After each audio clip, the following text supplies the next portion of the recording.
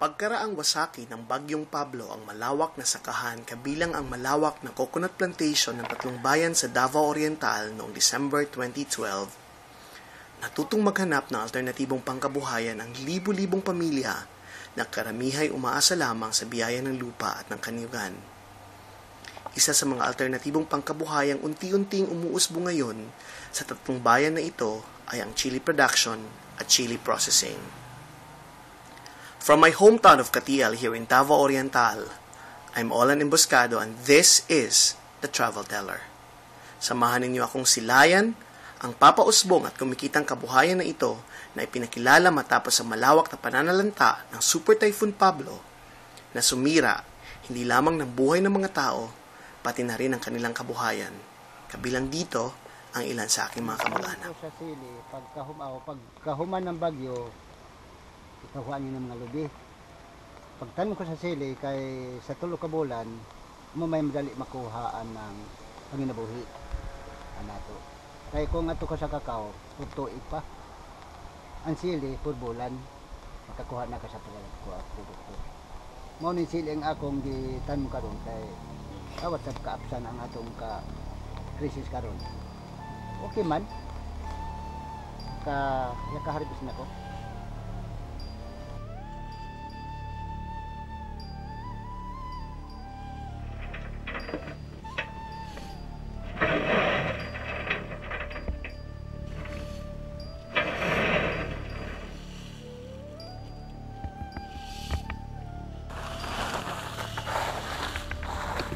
Dati wapay bagyo ng Pablo, inidadaan nini na factory pero gamay pa lang. Tapos kami na yung trabaho nga ni as ako niya mga worker, factory worker. Dati yung trabaho kami basakan, kayang kanami pamilya basakan man gayod. Tapos pagka ting trabaho ng basakan, kuan kami trabaho isa sa basakan, tapos pagkahuman wa na may trabaho, standby na lang. Pero doon na dako dangini na factory, mintinda kami yung trabaho ngini. Tapos bagas na contribution sang kanami pamilya, kanami panginabuhi ngini na factory. Kay kuan man gawas na mintinda kami yung trabaho ngani, yang pamilya isab nami anday extra na income.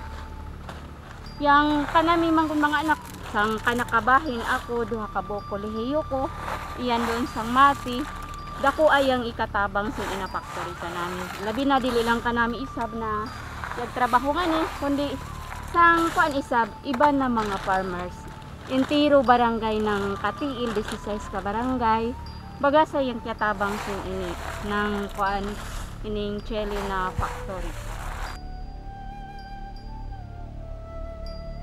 Ilami suportahan ang amo kumpanya niiningan himo na namong livelihood diri after bagyo nga Pablo kini na ang nagasuporta namo.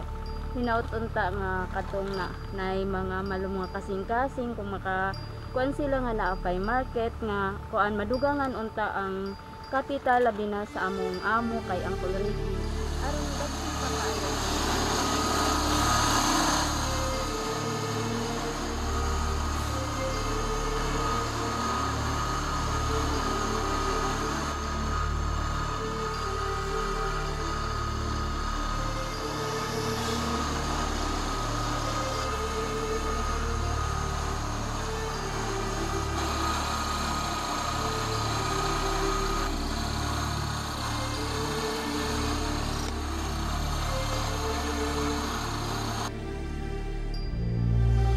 Significance of chili production, it is now the source of alternative livelihood source for Katiil farmers after the devastation of Pablo.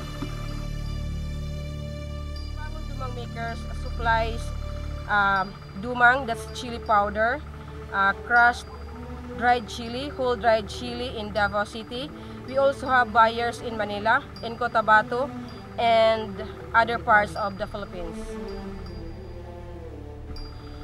Granting we have a market, a good market, and this which can cater the amount of supply of chili in Katiil.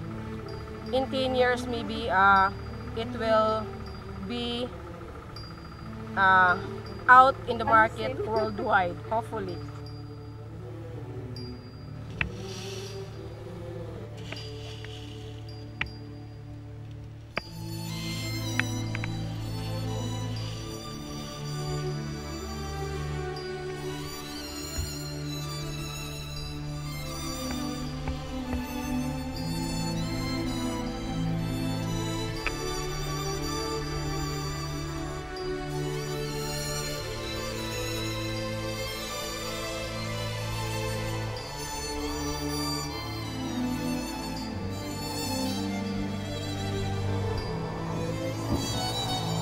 Building Back Better. Ito ang sigaw ng aking mga kababayan dito sa Katiel, Davao Oriental. At sa tulong ng pamahalaan, sa tulong ng NGO at ng mga pribadong sektor, unti-unting bumabangon ang aming bayan mula sa isang bangungot na nagdaang dilobyo. At ang chili production at ang processing na ito, alternatibo mang kabuhayang maituturing, isang patunay na kami bumabangon mula sa isang madilim na nakaraan.